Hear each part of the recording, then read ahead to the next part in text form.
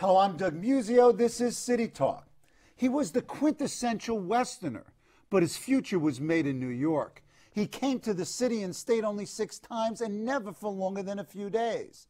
He came unrecognized. He left a president-to-be, who alternatively pleased and infuriated New Yorkers. He came back the last time, down Broadway to City Hall, mourned by weeping throngs, the slain, sainted Abe. Lincoln and New York.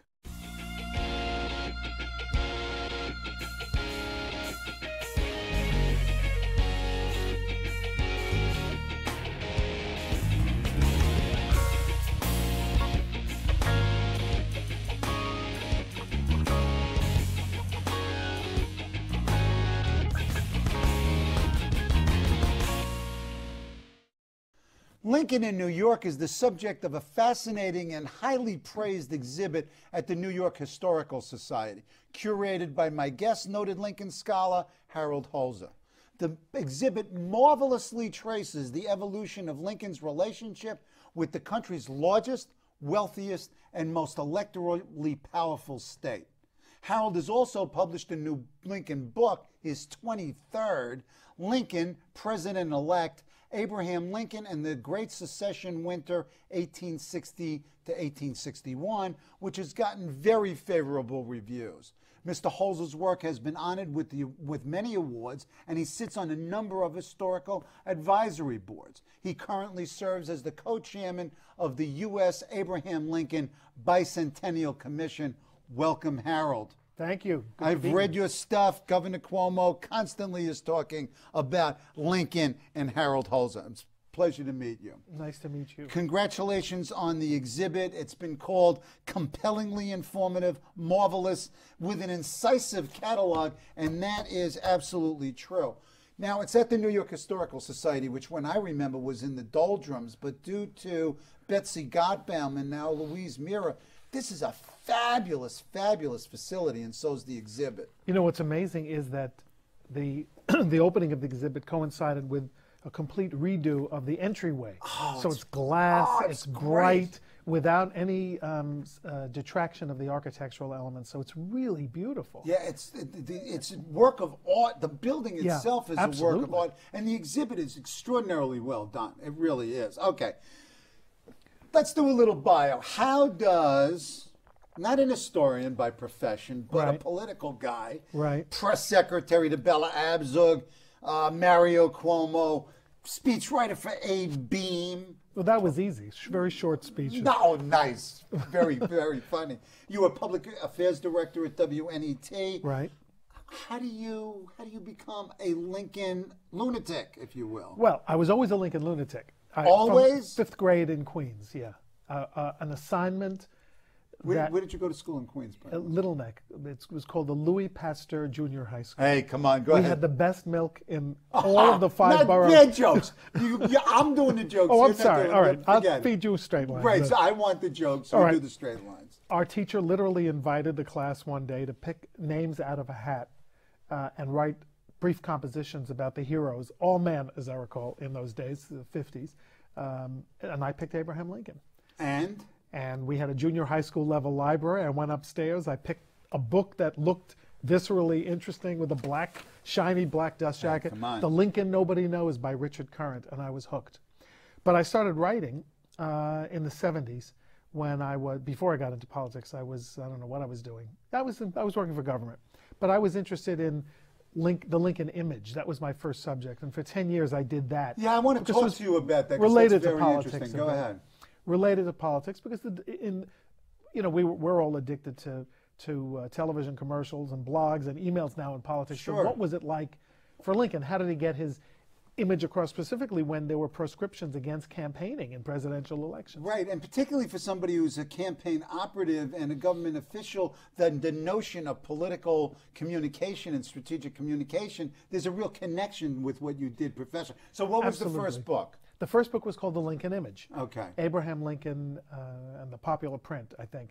And it was about how these domestic icons, portraits, broadsides, posters, decorated people's homes almost like religious icons. Yeah, and you mentioned in, well, I guess both books, Right. the Matthew Brady photograph, which was then widely distributed and really gave Americans an image of their president that they had never gotten for the previous 15 presidents.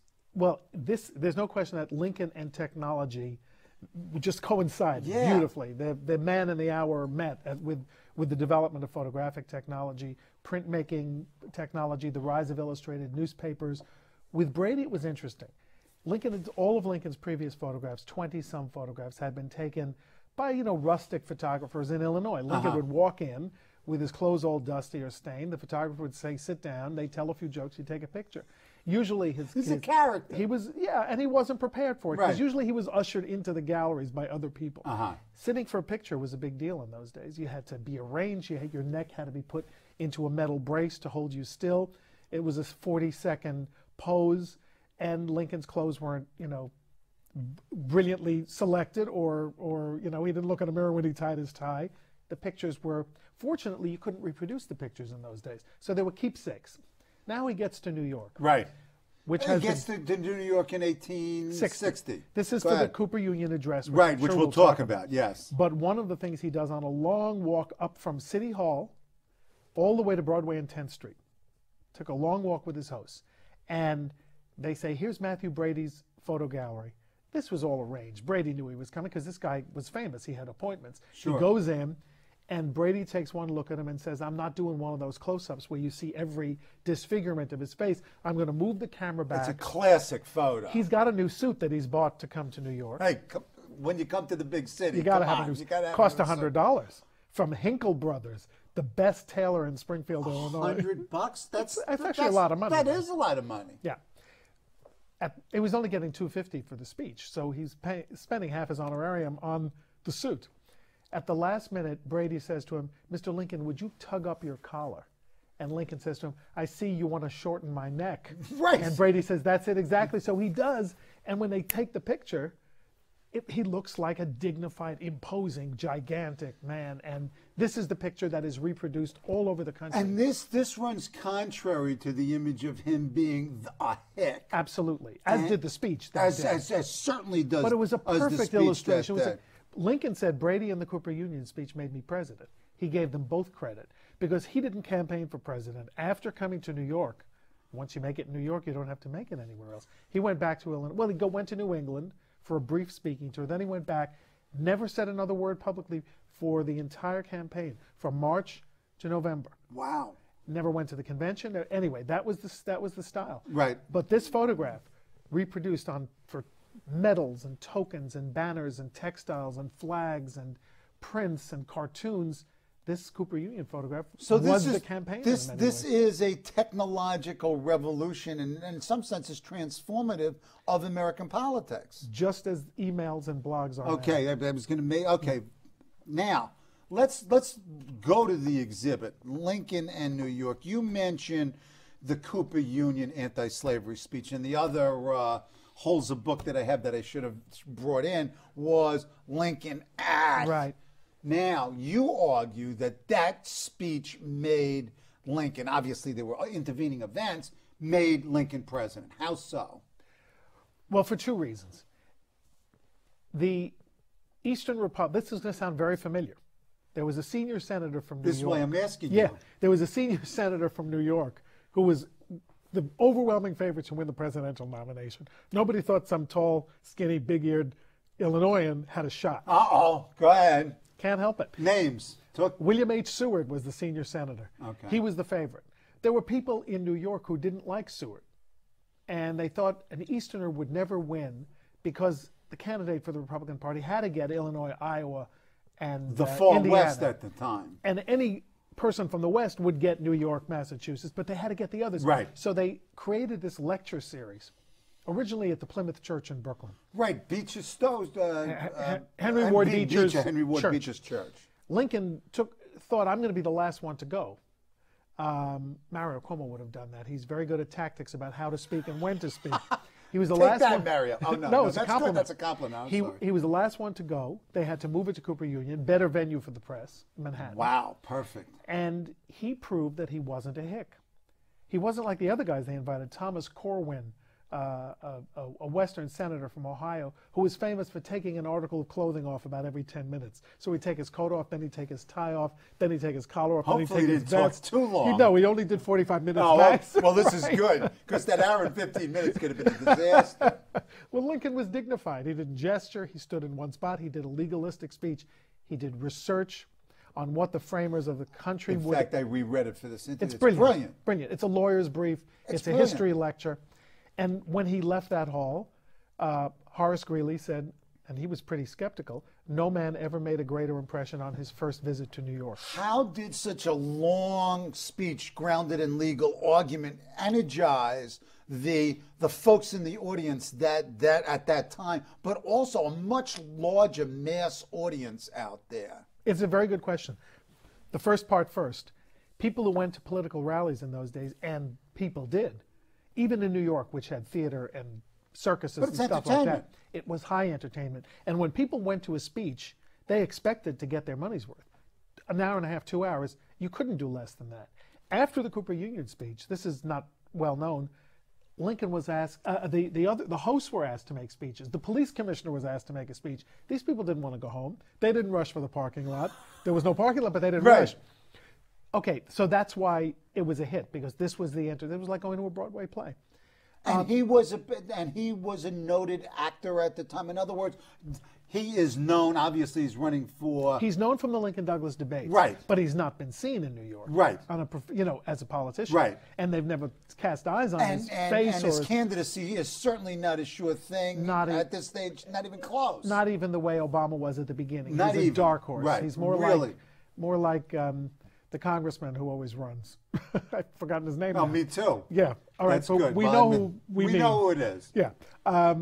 He was a long shot, but he's tried to be everybody's second choice. The wider audience, reproduced in 5 New York newspapers the next day. Right. Pamphlet versions, then another pamphlet version, a German language pamphlet version, because German voters can tip the scales in a lot of states in the West and East. Absolutely. And we had a significant German population. Right. In New York. And they were all Republicans, so they wanted him out. Yep. And so this speech, again, the reproductions of the speech and the picture constituted his entire campaign. Was that a conscious strategy, or was that just sort of serendipity or profit motive or something? It's hard to find Lincoln's big footprints on any of these things. He was invited to New York. He was smart enough to say yes. Salmon Chase was stupid enough to say no. So, it's not an automatic.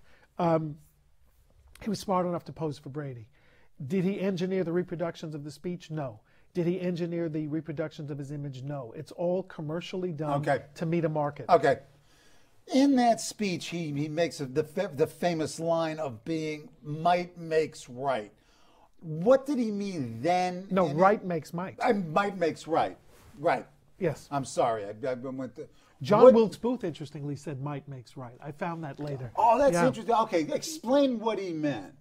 He meant that, in the context of where that line in the peroration of the speech comes, he's been telling people that they have to be patient.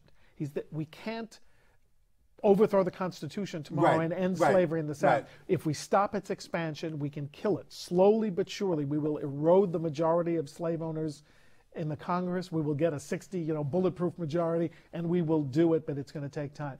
Then he tells them, don't despair, because that right makes might, and anti-slavery is the right moral and legal and social position. So what you've got here is the belief that there is some larger force here of rightness. Absolutely. And even though he's made the argument in that whole speech that the founders of the country, the fathers of the country, would have agreed that the federal government can at least contain slavery, he ends with this moral argument. Okay. Otherwise, it's not a very impassioned speech. It's a very careful, legalistic speech. It is. It's very different than, just in terms of the whole cadence and tone and everything else. I mean, the Gettysburg Address, for example, in terms of the engagingness of it. It's a different kind of engagement. Totally different. Okay.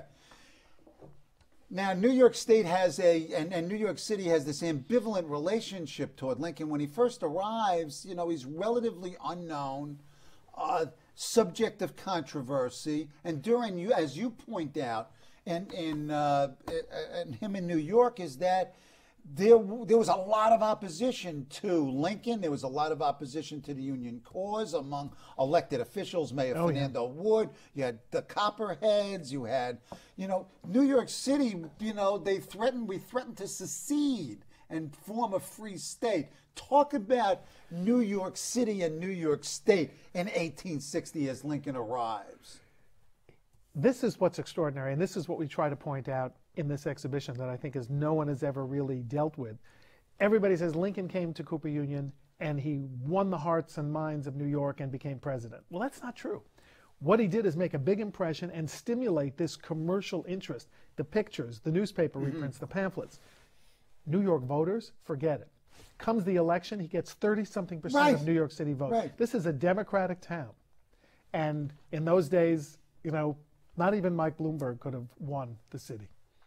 I'm just going to let that, that's just a I'm letting that go right by me. All right. I'm going to let it stand. All right. So he never won the hearts and minds of the city. And he didn't do that well in the 64 election Same thing, either. 30-something, Yeah, 30-something. And as you say, he comes through as president-elect, gets a terrible reception, very chilly reception. Walt Whitman is in a trolley that's stuck in traffic, you know, one of those double-deckers, horse-drawn, of course, and he sees Lincoln arrive at the Astor House, which today occupies the site that a Kinko's has just southwest of City Hall. He arrives there, gets out of the carriage, nobody cheers, and Whitman is horrified. He says, the silence is threatening to me. I worry what's going to happen to this man in this country.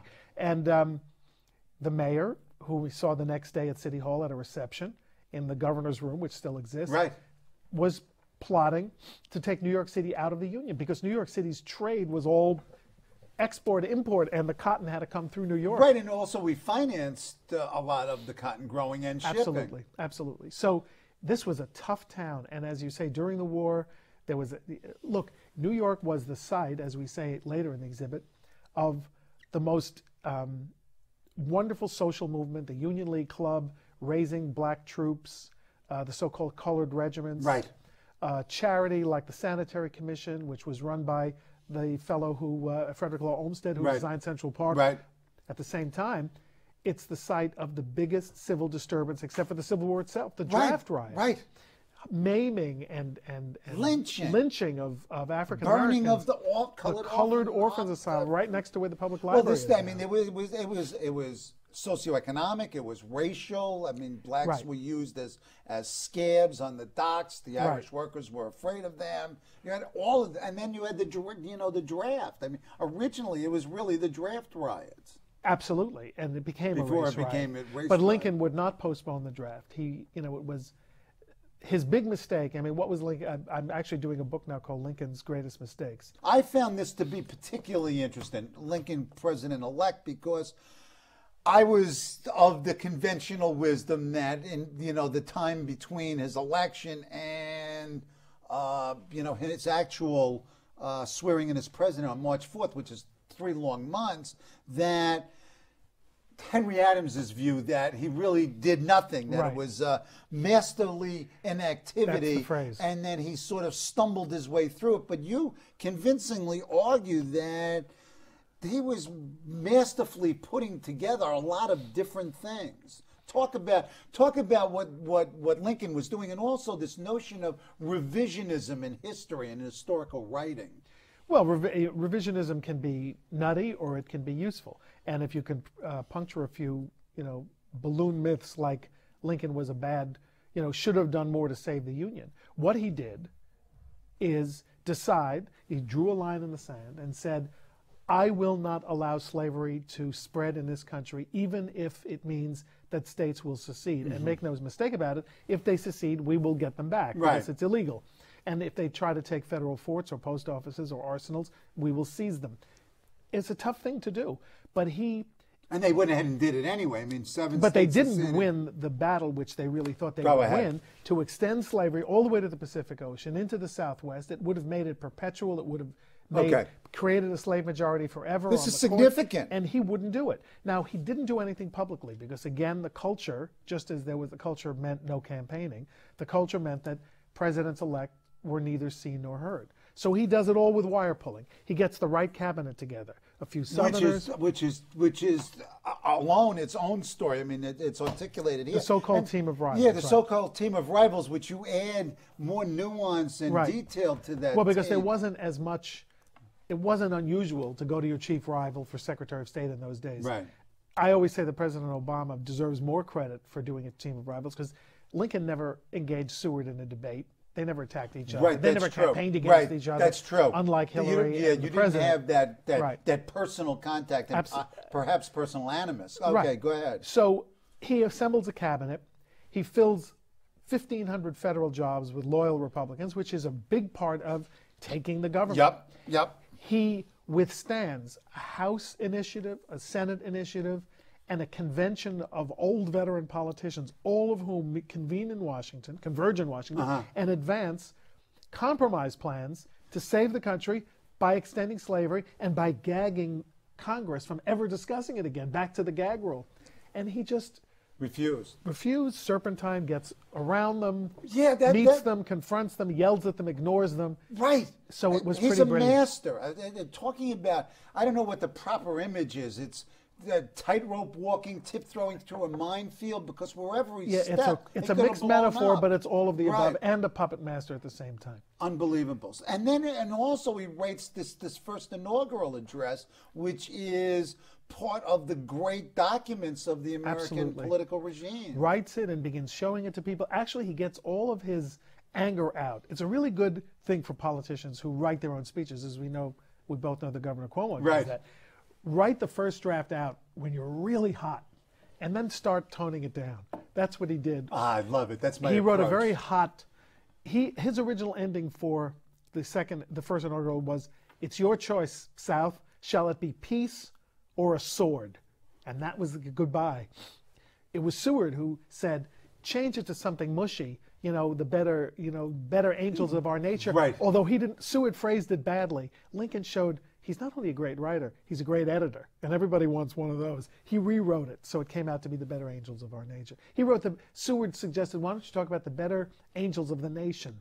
And Lincoln said, "It sounds almost right, better angels of our nature." He's a master at the use of words. Absolutely. I mean, it's real poetry. It's brilliant. I assigned, for example, Martin Luther King's Letter from a Birmingham Jail. And if you look at the type of thinking and writing that Lincoln does and that King did, they're very similar in terms of their erudition, the cadences. You can hear it. Well, Baptist tradition, Lincoln. I guess. Baptist tradition plus Shakespeare. It's an interesting combination. I guess. There's a wonderful document in the Historical Society exhibition, his famous letter to the editor about what he does about slavery will be done to save the Union. My paramount object is to save the Union. Beautifully written. My favorite thing in it is the phrase you never see reproduced in books because he crossed it out. It's the one clunker in the speech, in the letter. And if you look closer, you can see it. Broken eggs can never be mended. It's so prosaic. Yeah, it and is. he got it when he reread it, and he So he is a good editor. Of himself and others, absolutely. What is it that fascinates you? You've written, co-authored, edited, you had colloquia and exhibit. What is it about Lincoln that makes you an addict? Oh, because there's always something new. There's always something to explore. I mean, he was the central figure of the mid-19th century. He was the guy who, and the argument persists, did he do it too slowly? Did he do it reluctantly? Did he do it half-heartedly? He was the man who propelled this country toward the ending slavery, the one great stain on the promise with which the country was founded for equality. And the writing, sublime, the image alone was enough to give people hope. He was almost like the Dorian Gray of the country, suffering for everyone else's sin, nice aging. metaphor.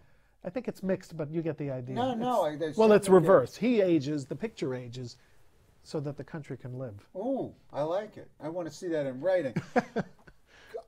Contemporary comparisons, similarities. I think whether he's trying or not, President Obama really does have a lot of things in common with him. They both wrote best-selling books before they became president. Okay. They both, here's one great thing that I love that Obama considers him an ideal worth, not mimicking, but, praising and living in his following in his footsteps. Sure. Both of these guys, right before they became president, stopped what they were doing to go say goodbye to the women who had raised them, Wow, who were not right. their own mothers. Right. Lincoln went to see his stepmother to say goodbye because he was sure she'd die. She of course said to him, "You're going to die," and she was right. She outlived him. And President Obama went to Hawaii to see Wow. his grandmother. They have that balance. They get it. The balance between life and public service, between Ooh, family and very nice. and body politic. Very nice. And okay, we run out of time. Too much fun. The exhibit runs until when? Until mid-March. So Good it's long there. run. It's great in person. People have to see the original stuff is beyond. I know. And the catalog's got some great stuff. I want to thank Harold Holzer for joining me and enlightening me, both in terms of the reading and our conversation about Lincoln. See you next week.